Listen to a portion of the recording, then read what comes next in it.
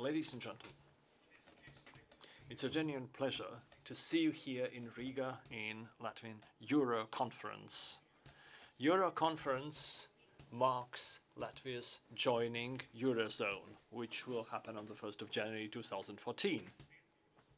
Within this conference, we'll be able to talk with experts and authorities, high-level speakers from international organizations, academic experts. Joining Eurozone will be also marked by the handover of the Eurostar after the first part. Parallel to the second discussion, there will be a press conference where the panelists from the first discussion take place. And after the second panel, we'll be happy to see you at a reception where informally we'll be able to discuss what we have heard and seen. And now, taking into account that this international conference, I will pass over to English. But of course you can listen to both English and Latvian. To welcome to the stage the participants of the first panel and request to take their seats on the stage. His Excellency Mr. Valdis Dombrovskis, Prime Minister of the Republic of Latvia. Could you please come to the stage? Mr. Olli Rehn, Vice President and Commissioner for Economic and Monetary Affairs of the European Commission.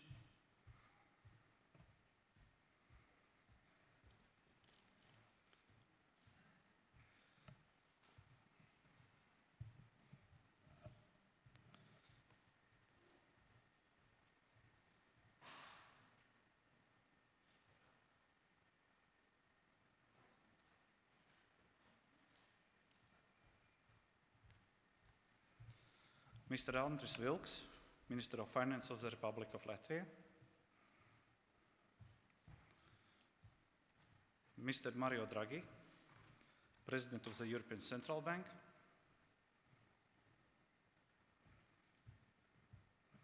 Mr. Ilmārs Rimšēvičs, Governor of the Bank of Latvia.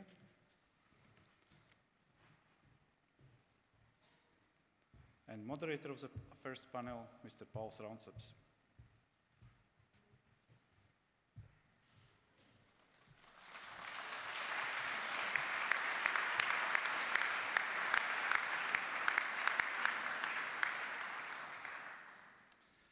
And now it's time to open the conference.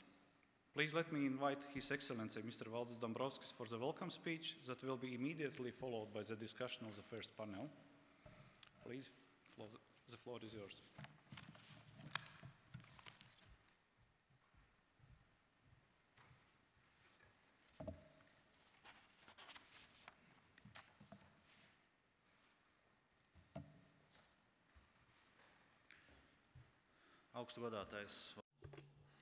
Mr. President,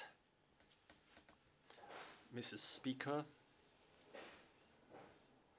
Mr. President of the Central Bank, Mr. Commissioner, Ministers, ladies and gentlemen, first of all, welcome to Latvia, and I congratulate you with your participation in this conference. On the 1st of January 2014, Latvia becomes the 18th Eurozone member state. Latvia will be the first member state which has overcome its financial and competitiveness crisis within the fixed currency rate. So it has fulfilled Maastricht criteria and proved that it can cope with the problems which are pestering still many Eurozone countries. Next week, there will be 10 years since the Latvian people voted in a referendum on joining the European Union. 71% voted in the referendum and 67% supported it, which was a clear yes to Latvian integration in European Union. In these 10 years, we have learned from our mistakes, we have accumulated experience, and we have strengthened our international influence. We have managed to have an economic growth, and of course we have to thank Latvian businessmen for that, who have created well-known brands in Europe and the world, as well as developed industry and export. As a result of the structural reforms, Latvia is among the countries with the highest growth potential in the EU. As Mr. Lewandowski, Budget Euro Commissioner, has pointed out, Latvia is among the 4 Central and Eastern European countries with the highest growth and convergence potential until 2022. This is proof of our hard work in economic development, where we have also been dealing with the Eurozone and Euro introduction. We had the biggest crisis in Eurozone. And of course, it's a surprise that many think why Latvia wants to join Eurozone at this time. 10 years ago, Eurozone was an exclusive club where everybody wanted to join. Now people are more prudent and careful, and one can understand it. The crisis lasts already for 4 years, and it has created doubts and skepticism. However, answering the question why Latvia wanted to join now, there are pragmatic reasons. I'll talk about them a bit later. Now I want to stress something else. In this situation, it is important to see the difference between short-term fluctuations and long-term tendencies. The crisis is very unpleasant, but it is part of closer integration. Within global competitiveness, to contain competitiveness, we'll have to have closer economic ties. Regional economic integration is a precondition for competitiveness in the future. And this refers very much to small countries. And for Europe, it's very important where there are many small countries. It is very difficult to imagine a fragmented Europe, tens of small currencies and good competitiveness. That's why European future without Eurozone cannot be imagined. And it is in Latvian interest to join Eurozone, thus creating better prospects for our economy. We have also to understand that closer economic integration is only a precondition, but it doesn't guarantee the future. So talking about the crisis, we have to recognize that it is a crisis of competitiveness. In Latvia, when we are joining Eurozone now, we can show the real reasons of our success. It was not austerity, it was the structural reforms which allowed us to regain competitiveness. And I think our experience will help as inspiration for many other countries on the EU level. First, we should talk about banking union. It is a vital precondition for Eurozone to return to healthy growth, so that we can develop crediting. Without crediting, we cannot have stable future.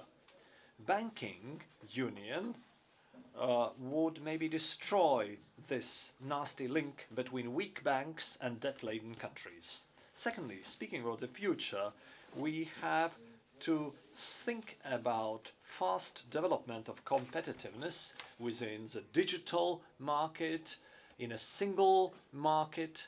Also, we should talk about free trade agreement with the United States and other partner countries. If we realized it all, there might be a growth of 7% of GDP.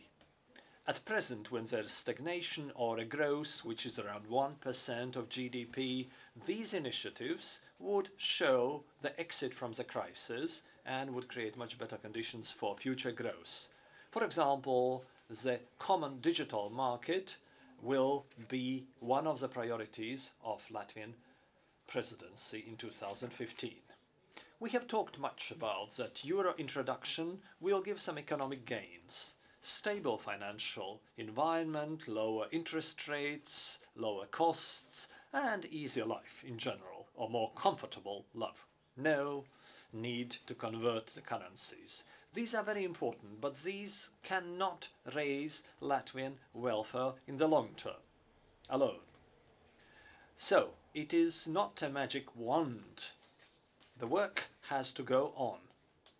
We have to do other steps, other reforms to increase our competitiveness and our welfare. The closest challenges is exports in Latvia and also reduction of disbalance of payments to people. If we are talking about productivity, this might be the main way of growing our welfare. We need a higher rate of industry and export sector in our national economy. If we can concentrate our resources for those industries that can create services and production with high added value, might be very welcome. Secondly, we have to talk about disbalance in the state. We have a high disbalance as regards incomes in the EU, and in 2011 report about competitiveness has been stressed. This to some extent curtails our growth potential. Thus, this is one of the aims of our national development program. What we have done of late is we have concentrated most of the resources on these disbalances. We have lowered the taxes, we have raised the lower wages in the state sector, we have to improve health service as well as various social services, thus helping the most vulnerable groups of our society. Within the context of the next year's budget, we have raised the minimal ages from until 2,225 lats, which is 320 euros. The minimum gross has been raised. But this is not an issue of one budget. If we want to have a more equal society in 10 years, we have to invest in education and healthcare, also in good taxing policy, as well as continue to raise the minimum salary. Well, we very often think that the new year will help us drop some bad habits or start a new life. So, euro introduction can be looked upon as a possibility of starting a new development of Latvia, closing the crisis period. But there is also some rational basis why it could be a good beginning. In the crisis and post-crisis period, we have learned quite a lot, and this is going to help us in Eurozone. This experience has shown how Latvian state can raise its welfare. There should be a productivity growth, there should be a budget which is well balanced, and we should continue to observe these rules. I hope that introduction of euro will be a good basis for qualitative and inclusive growth in the future. Thank you.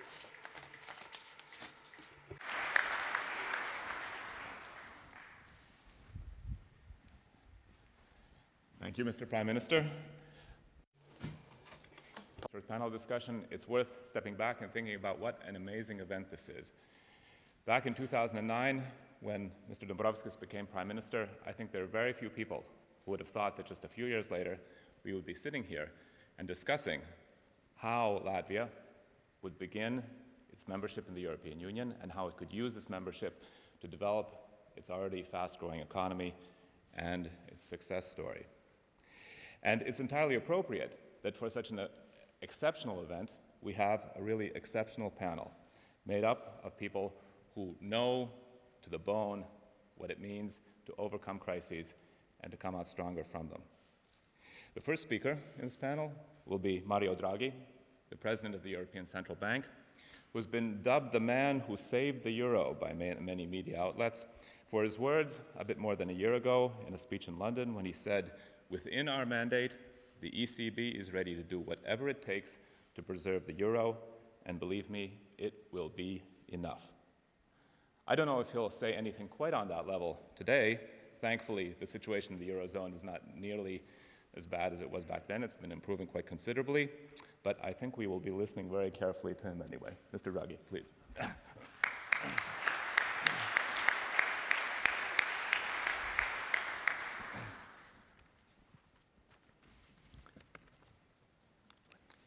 Well, thanks for your kind words. Ladies and gentlemen, I expect that many of you are familiar with the film Dream Team 1935, one of the most popular films in Latvia last year. It tells the story of the Latvian team that won the first European basketball championship in 1935. The film shows how the players overcame a series of obstacles to win the competition and the vital contribution of their resolute team spirit. This story reflects on Latvia and the Euro in two ways. First, it reminds us of Latvia's historic position as part of Europe. Since Riga became a member of the Hanseatic League in 1282, this region has been an essential part of European integration. I'm pleased by joining the Euro next year, Latvia is strengthening its place at the heart of Europe. Second, the story highlights the determination of Latvians to strive for their goals. The crisis in 2008 dealt this country a severe blow. Yet, the people here have shown remarkable resolve to overcome their difficulties and meet the criteria for Euro entry. The authorities have protected citizens' wealth and ensured financial stability by maintaining the exchange rate within the agreed band, despite pressure from some outside advisors to devalue. They have undertaken an effective fiscal consolidation, and the nominal wage adjustment that has taken place across the country has, among other factors, helped to close the current account deficit by more than 10 percentage points of GDP since 2008. It is no wonder that many observers have pointed to Latvia, a country that is outside the Euro area, as an example to those that are inside. I understand that some people here have questions about adopting the euro. Joining the single currency is a decision of great importance for any country. But I'd like to reassure those with concerns that there are many good reasons to join the euro area today. In particular, new members of the euro area can benefit from the lessons we've learned since 1999. There are three lessons that I would like to emphasize here today. First, we have learned that the euro as a currency works. Second, we've learned the types of policies that lead to prosperity within the monetary union. And of course, we also learned the ones that do not. And third, we've learned that we need to complete the institutions of our economic and monetary union. Let me discuss these lessons in a little more detail. Since 1999, the euro area has grown to a community of more than 330 million people. It is the world's second largest economy, accounting for around a quarter of global exports and more than 15% of global investment. And the euro has established itself as a strong and stable reserve currency. In that time, the European Central Bank has maintained price stability in line with its mandate, despite the most severe crisis since the 1930s. We have defended our currency against unfounded fears about a breakup of the euro area. All this means that countries that join the euro area today can be confident that its central pillar, its monetary policy, is sound. I understand that there are some concerns here about the changeover to the euro, potentially leading to opportunistic price rises. But the Latvian authorities are taking measures to prevent this. These measures build on the experience from 17 previous euro changeovers. I call on all those involved to remain attentive to these initiatives. For its part, the ECB will be conducting a communication campaign to ensure that the people of Latvia are well informed about the euro coins and banknotes, in particular the security features of the banknotes. The second lesson we've learned is that to prosper within the monetary union, countries need to ensure sustainable convergence. Sustainable convergence means more than meeting a set of nominal targets at a certain point of time. It requires real economic, legal, and institutional convergence prior to adopting the euro. And crucially, it requires continued efforts once inside the union.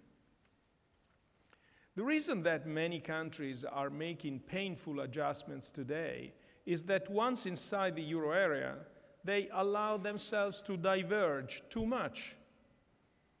I know the authorities here are aware of the key challenges of maintaining convergence. These include, first of all, avoiding a renewed boom-bust cycle in Latvia following the euro adoption. This implies that the authorities need to continue with sound fiscal policies and to ensure the labor cost developments remain conducive to competitiveness. The challenges also include strengthening further the efficiency and effectiveness of institutions in Latvia. And finally, they include safeguarding the long-run stability of the banking and wider financial sector.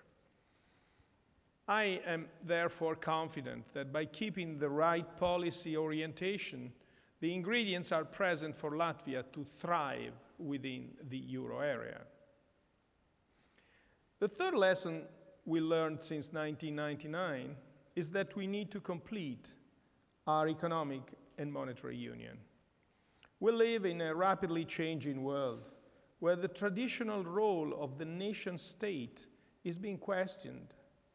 In my view, the key to maintaining sovereignty in this world is to share more sovereignty by integrating more deeply. This point has been understood for some time as far as monetary policy is concerned, and it is particularly relevant for Latvia. By joining the euro area, this country will no longer have a fixed exchange rate with all the constraints that entails for monetary policy. It will have a national central bank that participates in decision-making for the entire euro area. Governor Rimšēvičs will be taking part in monetary policy making for the world's second largest economy. But the crisis has also strengthened the case for sharing sovereignty in other policy areas. National governments have experienced the difficulty of managing cross-border capital flows without a common supervisory policy, a problem with which this country is familiar. They have seen how, without a credible framework for fiscal policies, they can lose effective sovereignty to financial markets. The solution is to complete economic and monetary union. For monetary union to be accompanied by a banking union, a fiscal union, an economic union, and ultimately a political union. This is a vision for the future, and it will require much work to implement. But new members can be encouraged that the process is underway, in particular on the banking union. On this note, I welcome the vote today by the European Parliament on the new European supervisor, the single supervisory mechanism, the so-called SSM. The ECB and the Parliament share a common purpose in ensuring proper accountability arrangements for the SSM, and I fully support the draft agreement we have reached. This agreement is a testament to the hard work and commitment of the negotiating team from the Parliament's Econ Committee. It also reflects the personal efforts of President Schulz, to whom I would like to express my particular thanks and appreciation today. Let me add here that sharing sovereignty, however, doesn't mean losing national identity. There are many smaller countries, such as Malta and Luxembourg, that have not changed their individual character within the euro area. At the ECB, we have always placed a high value on Europe's cultural diversity. This year, for example, the ECB's Cultural Days are dedicated to Latvia. Let me now conclude. Joining the euro area is a historic commitment to the deeper integration of the continent and to the mutual prosperity of the different countries that share the single currency. I'm confident that Latvia is making this commitment at the right time, when it has done the hard work to be ready for membership, when the responsibilities for membership are clear, and when the process of building a genuine economic and monetary union has begun. I therefore warmly welcome our 18th member. Welcome, Latvia. Thank you. Thank you. Thank you. Thank you, Mr. Draghi. Our next speaker is Olli Rehn, the European Commissioner for Economic and Monetary Affairs and the Vice President of the European Commission. He has been the main person from the Commission charged with guiding the Eurozone out of its difficulties and has been on the front lines of the crisis, and the main person in the Commission charged with overseeing the countries stick to the rules for Euro membership. His views and advice for Latvia will be very interesting to hear. Mr. Rehn.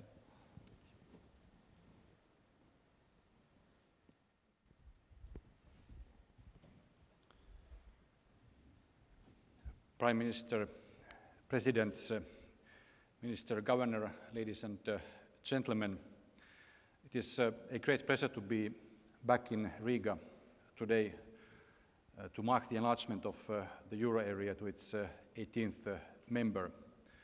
I recall last year we had the graduation party of Latvia from the EU-IMF program in this very same room.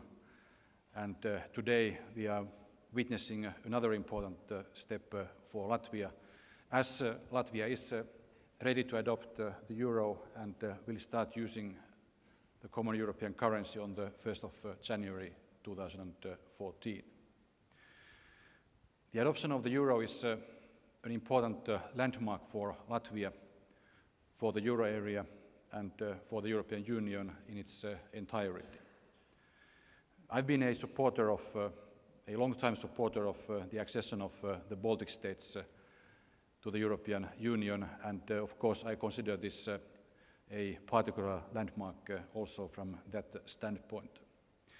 I think it's important also to recall that the enlargement of the European Union has been a key driver of peaceful economic and democratic transformation of our continent, of which Latvia is such an excellent example. For Latvia, this is the result of the impressive efforts and determination of the Latvian people and authorities, which I would like to strongly comment today. Thanks to these efforts, in the midst of a deep global economic crisis, Latvia will enter the euro area from a strong position. It has a solid fiscal stance and one of the lowest levels of public debt in the European Union. Its economy is highly flexible, and it has shown its ability to operate and adjust under a fixed exchange rate regime already for close to 2 decades. For the euro area, the accession of Latvia underlines the vitality of the economic and monetary union.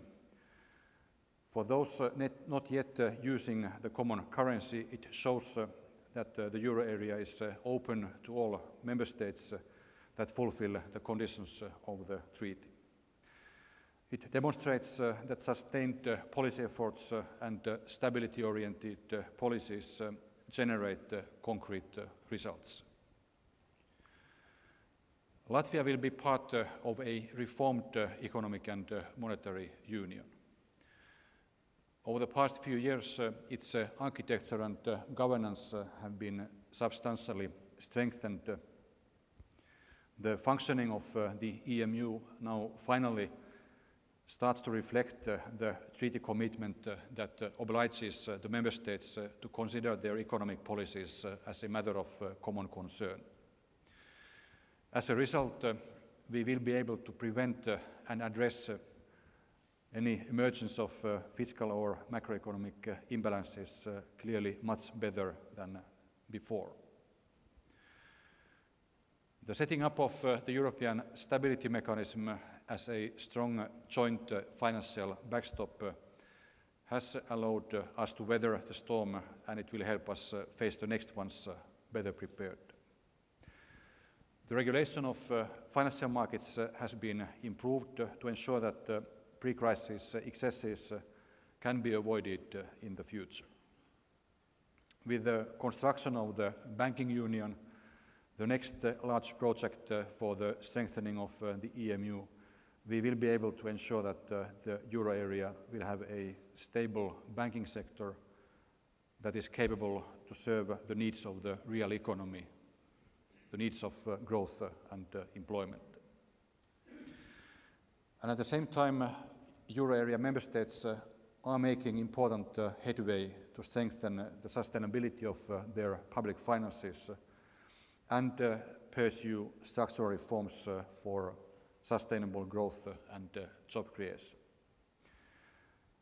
As a result, we are seeing the first signs that the European economy may be turning around. I'm confident if the governments consistently stick to reforms and commitments made, that we will see a sustained recovery next year, and that is projected to translate into improved employment figures in the course of 2014.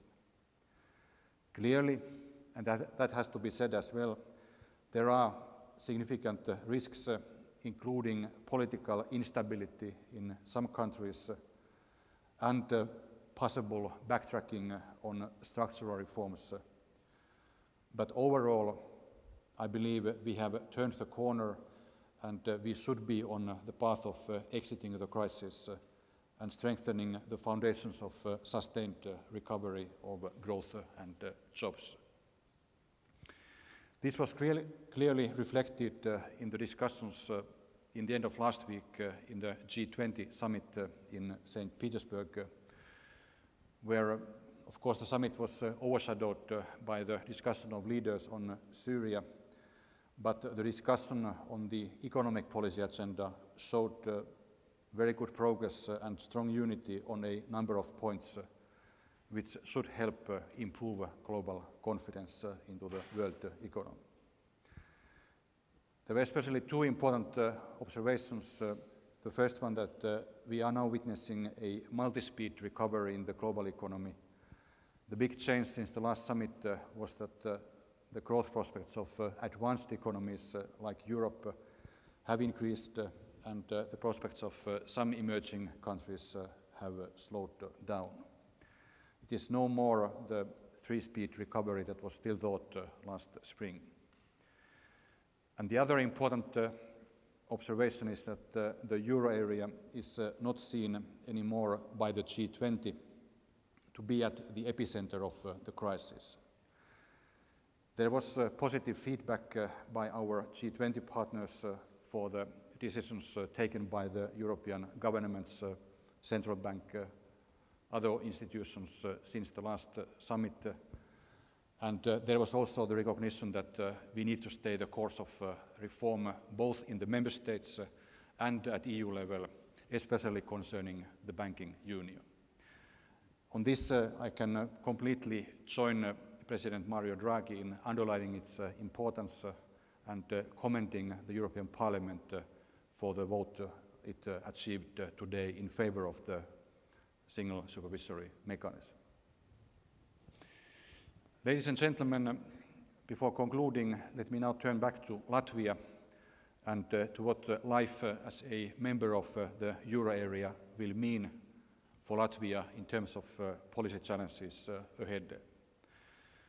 It will be essential to continue prudent fiscal policies and to implement bold structural reforms in line with the recommendations under the European semester to ensure successful participation in the European Monetary Union.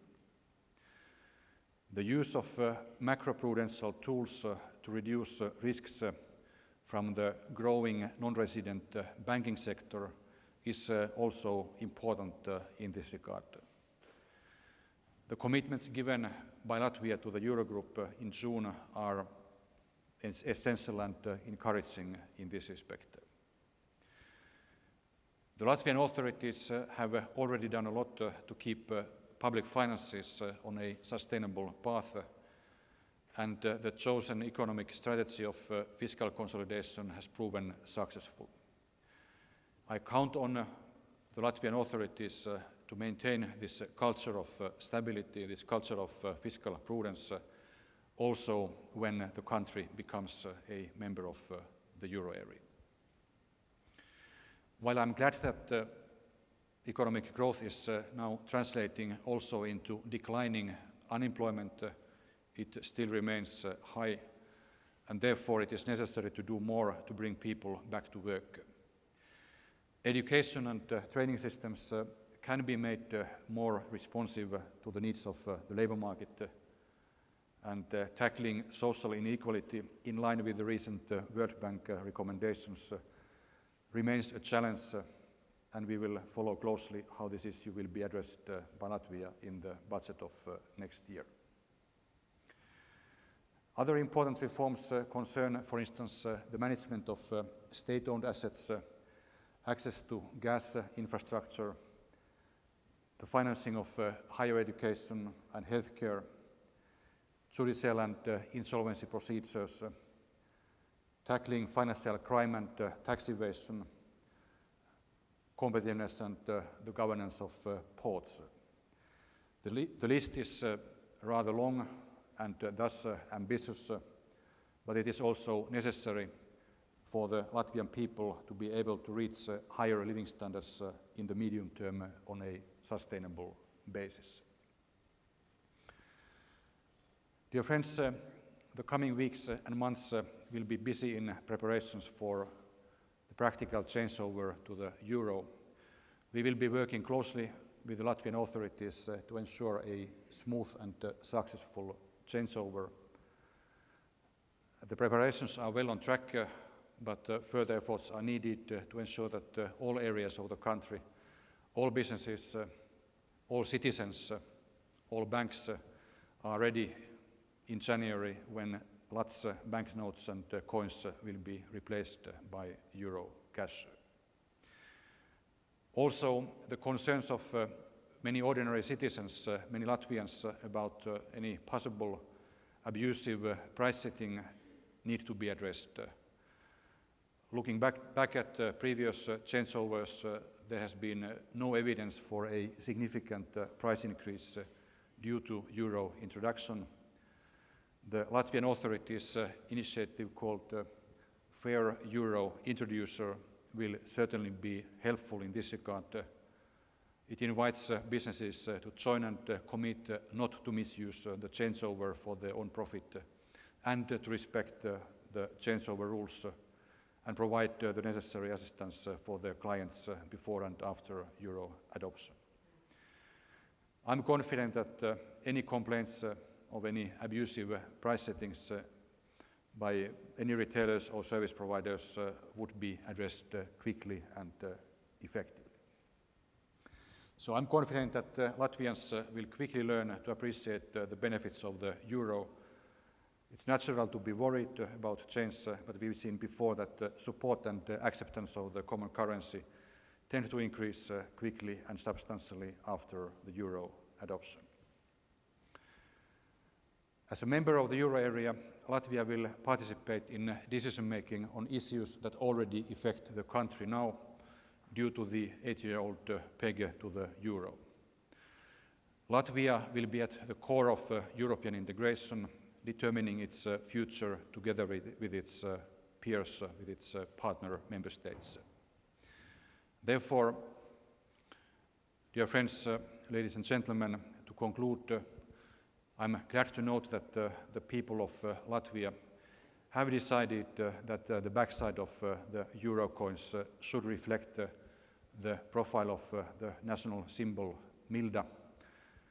I'm aware of her role as a symbol of freedom and continuity for the Latvian people through the difficult past century. With the euro, she will travel to all corners of Europe and the world, and Milda will be telling the story of Latvia and its identity. Welcome to the euro area. Thank you very much for your attention.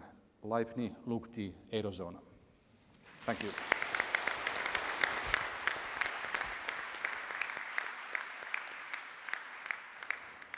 Thank you, Mr. Rehn. Our next speaker is Minister of Finance Andris Vilks, who is well known in Latvia as one of our main guardians of fiscal discipline.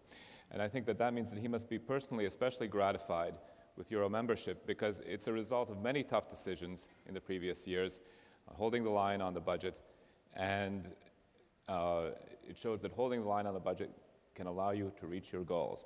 And so it'll be very interesting to hear what he has to say now about future developments, opportunities, and challenges. Please, Mr. Vilks.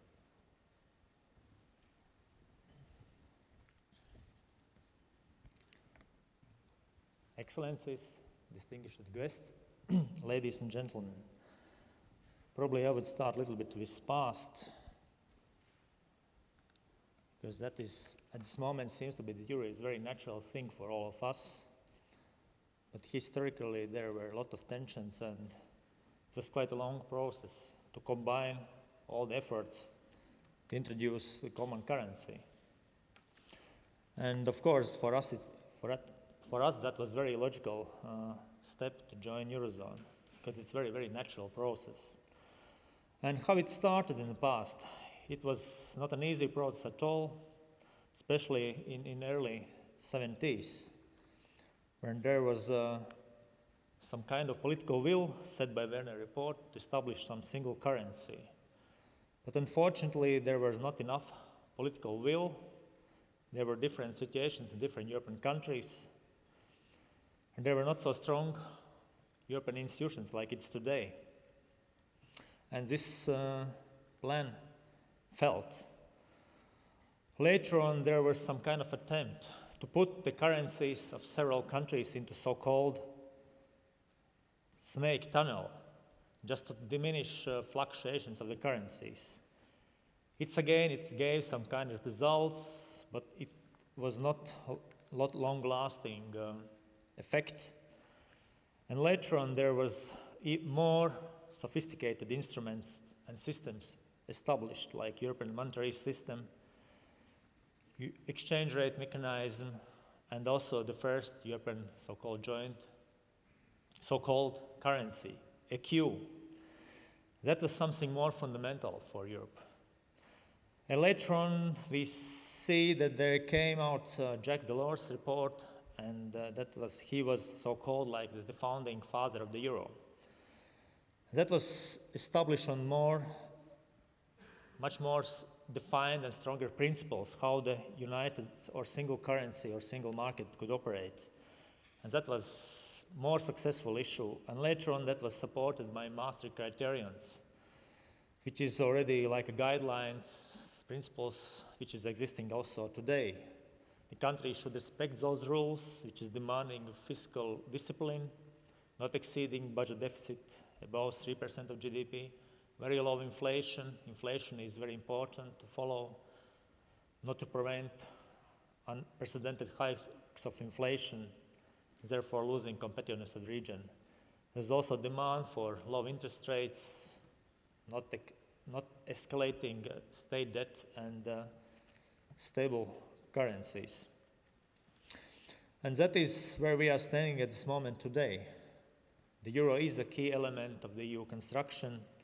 And that is something which is helping combine all the efforts, what we would like to see today, which is already happening, the free movement of the persons, goods, investments. But, you know, there is also some troubles because the currency could be there, but there is also about the monetary policy. And history also are saying that the monetary unions without common monetary policy sooner or later fail. And we have such examples in recent history, not so actually old history. There were some attempts to establish Latvian monetary union. It collapsed. Later it was Scandinavian attempt, similar more or less. Scandinavian countries were not able to manage that for long. The best example is coming from the 19th century, so-called German unification, when a lot of German lands united in so-called German Empire. That was the most attractive example. But nevertheless, that is very much up to the single currency. Just a moment, stopping.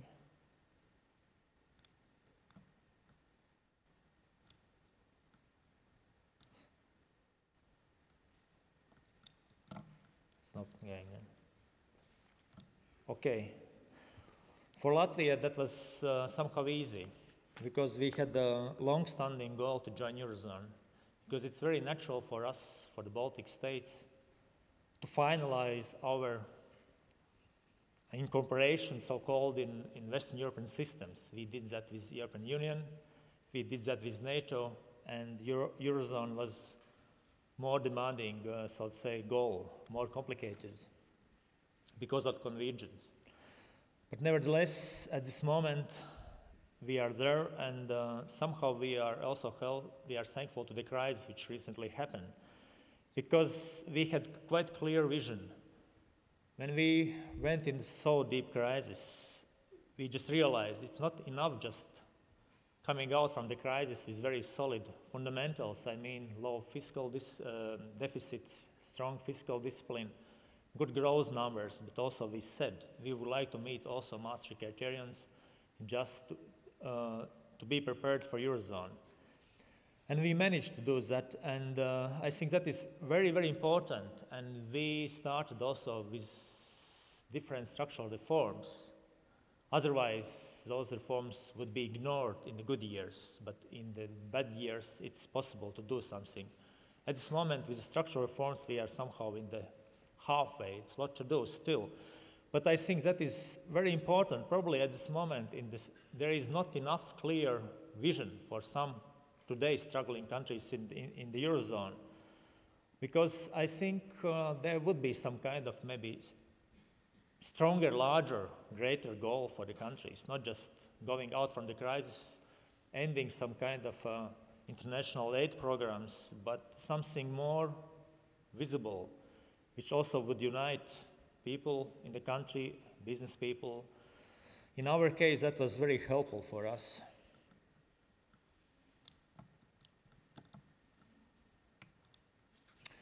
And Euro is also very important catalyst on EU reform agenda. You know, Euro is one issue. We cannot accuse Euro as currency as such. We believe to that, and today is also, in the opinion polls, the people in the Eurozone, Europe, are saying good words about Euro as currency and supporting that. It's no doubt about that.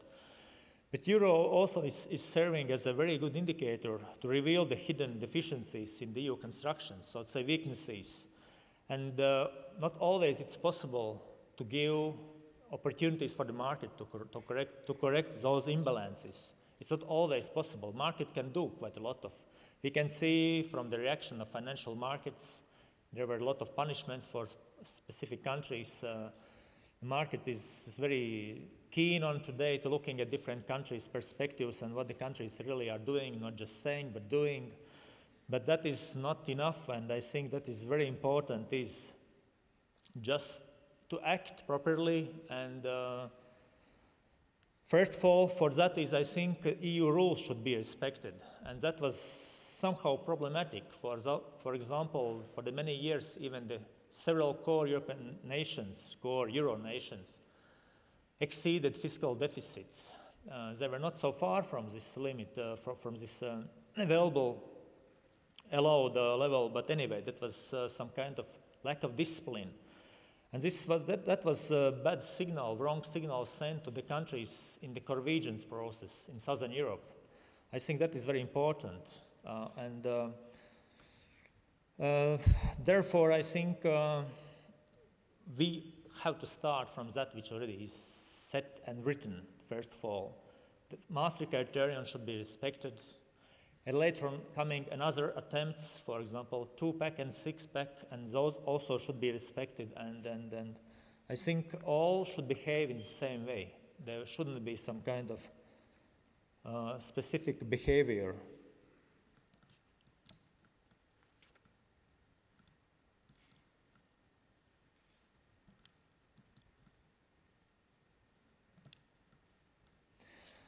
Latvian Eurozone, so say what we can expect from Latvia. Now, first of all, there is yes and no. Latvia is not going to be a silent partner, not at all. We have good experience, we are going to share that with others. Why we should be silent partner, just sitting and then taking our place. No, it's not a bonus place for us. We would like to be as active member. We are not going to focus in short-term benefits. Why? Because we are here for forever, and that is our long-term perspective. We are not going to ignore other problems because, you know, again, because of our experience, not just because of latest crisis, but also from the previous decades, we would like to share other problems as well, and that is extremely important for us, being in this same boat.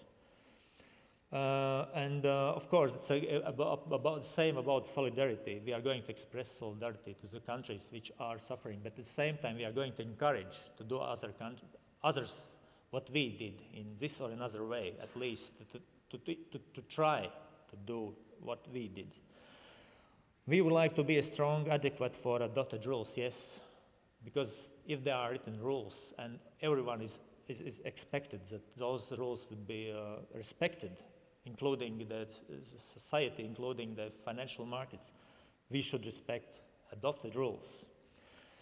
We are going to respect fiscal discipline, yes, and even now when we are preparing next year's budget, we are following our strict discipline rules and our targets.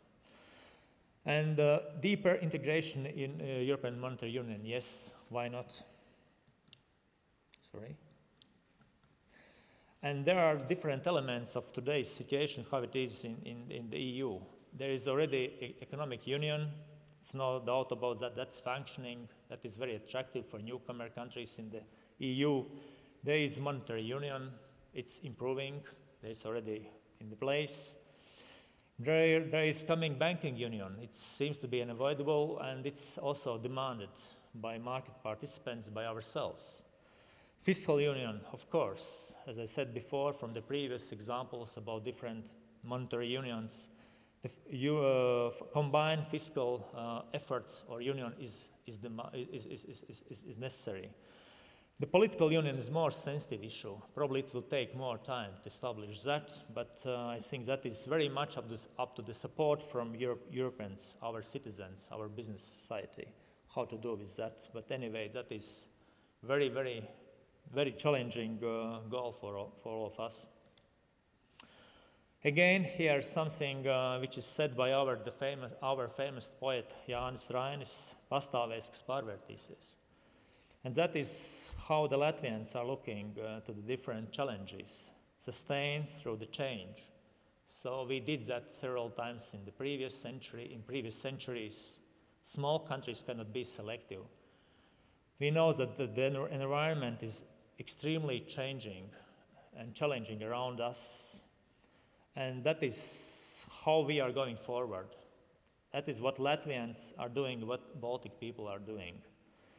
And we are ready to that. We are not afraid about that. It's very natural because we are not living in the history. We can get a lot of good things from the history, but we know that future is extremely challenging for us. It's better to realize that is reality, not just a void. And the growth is very natural for all living beings. And we are not going to stand against that natural rule. We are not afraid about that. And global development suggests that deeper integration in the EU is a natural issue. And global development suggests that Euro introduction in Latvia should be seen as very natural. And we are very proud about that we will see one of the most famous sacred symbol from the pre-war Latvian Republic reflected in the new European coins. It was very important, their symbol from Latvians. It was not an easy to keep Latvian flag during the occupation years, but it was possible to keep those coins. That was, I think, the most important symbol from our lost independence. Now we can see the reflection, and we are extremely proud that our coins will be very loved by our people and could be also loved by EU people in the Eurozone as well. And so Latvia is returning to Europe, definitely, with our historical symbol. And from January 1st next year, just in 111 days, Eurozone is joining Latvia. And that is, again, very natural issue. I have heard from my colleagues in different countries which said the previous number, 17, 17, or combination 8, was not successful for Eurozone. The figure 18 or combination 9 should be much more. It should be more positive for all of us, should be more positive for Eurozone. Indeed, that is extremely good, I think, signal which I got from my colleagues during this winter and spring. And of course, Latvia will be able to grow faster with Euro. It's extremely important instrument for all of us, and hope that will be reality. Thank you.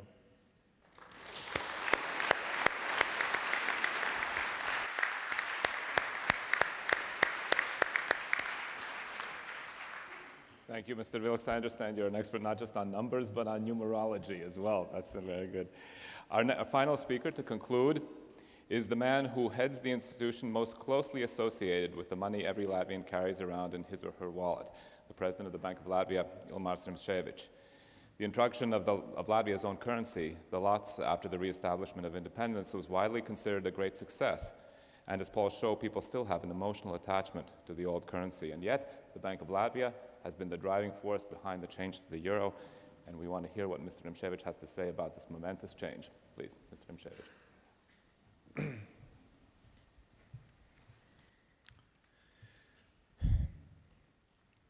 Excellencies, guests, colleagues, friends, welcome to the Riga and to the Latvia's Euro Conference. Riga is a place which is constantly on the move, and as we have heard by the Minister of Finance, really everything what will be changing will be sustaining. Riga is a place which is constantly in the move, changing, rebuilding, and never ceasing to improve. There is even Latvian folk legend which warns against the complacency and self-happiness. The inhabitants of Riga know. What do they know? They know, whenever asked whether Riga is finally built and completed, they should never say yes. Otherwise, the city would disappear from the site, covered by the Daugava River that flows through it. So far goes the legend. To my mind, economic and monetary unions, very much like Latvia's capital, also have to be constant work in progress, never static, never stale. Consequently, this conference is also intended as a working meeting on the euro and the changing economic environment and its challenges for the common economic currency. At the same time, our gathering today is undeniably also festive occasion, which encourages us, at least briefly, to look back and appreciate what has been achieved in economic terms since joining European Union in 2004. A mere 25 years ago, the very idea of Latvia becoming free and independent nation again was more like a beautiful but not realistic dream. It was even harder to imagine that our country would become a full-fledged member of European Union and NATO within the next decade.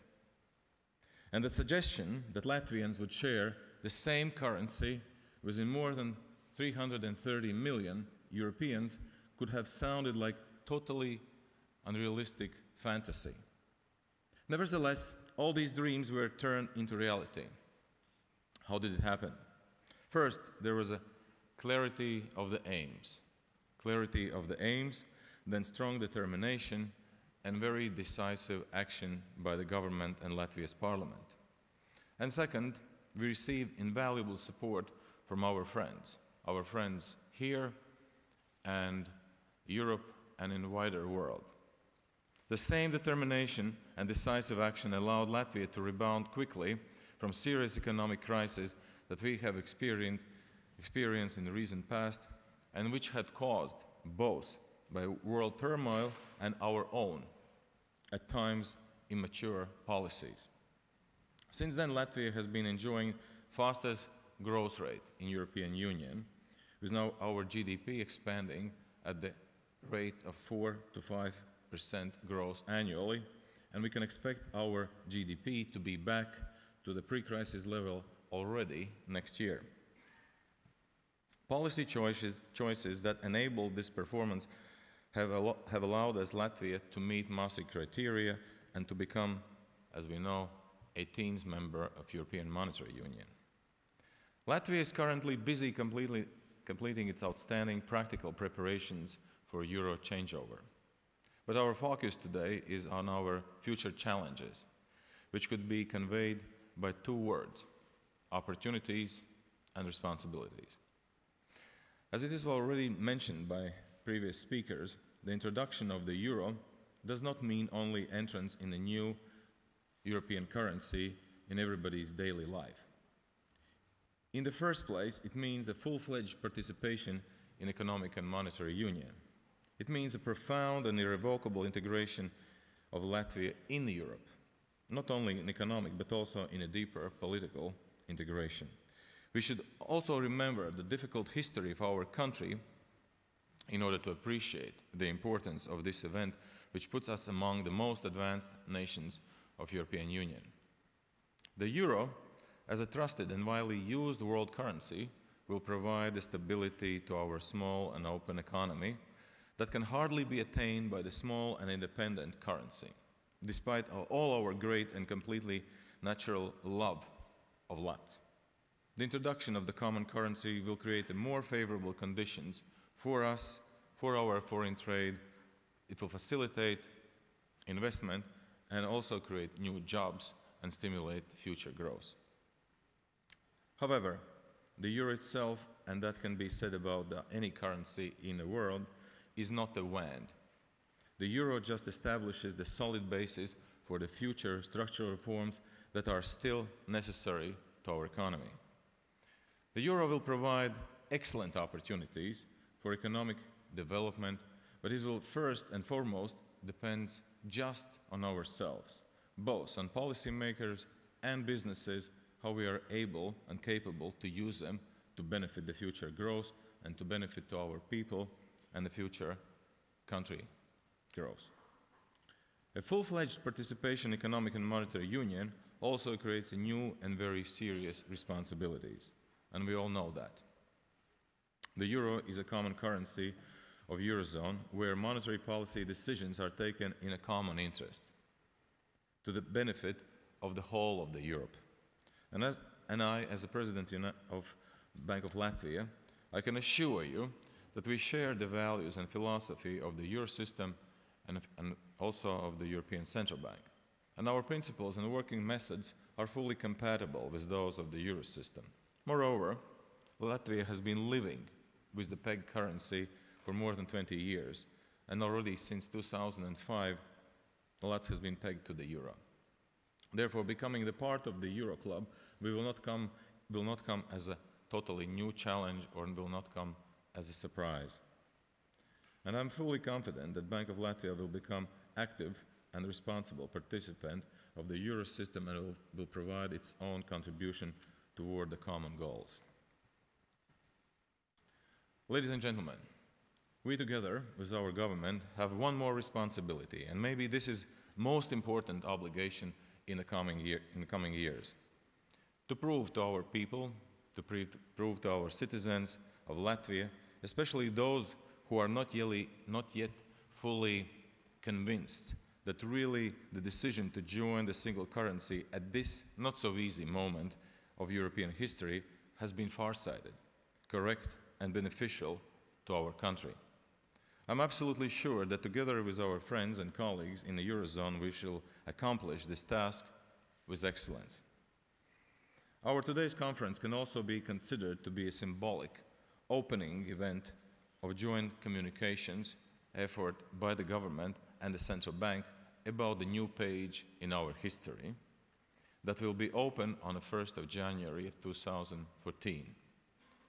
Life with the euro, future with the euro. While it is utmost importance to make every single person in Latvia familiar with the new currency and all aspects of practical introduction, this communication should not omit also the explanation to the economic implications of euro for the local economy. I'm convinced that by thoroughly explaining the modalities of the changeover, what, when, and how, and also the arguments behind Latvia's joining of the Eurozone, the why questions of the process, we shall see the increased level of support to the new currency. As one of the main concerns of society, the rational or not so rational, but nevertheless very natural, is a potential rise in the prices after the introduction of the euro. The communication process calls for a strong analytical effort as well.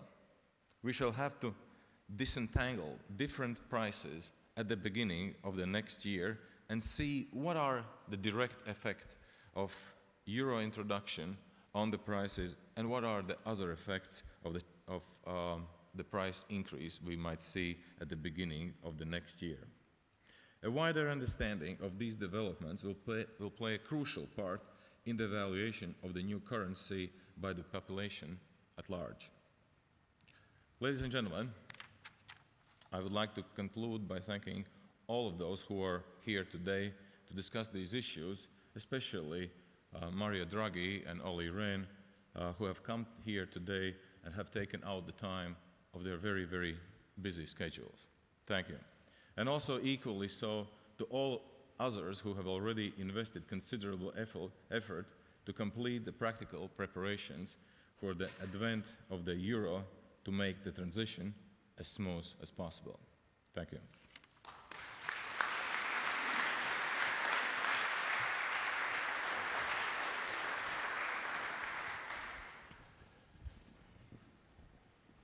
Thank you, Mr. Rimšēvičs. Thank you to all the speakers. This concludes the first part of our conference. I think we can draw two main conclusions from the very rich and varied speeches that we heard. First of all, when Latvia joins the euro, we have to follow the rules. Second of all, we can't rest on our laurels. We have to keep working.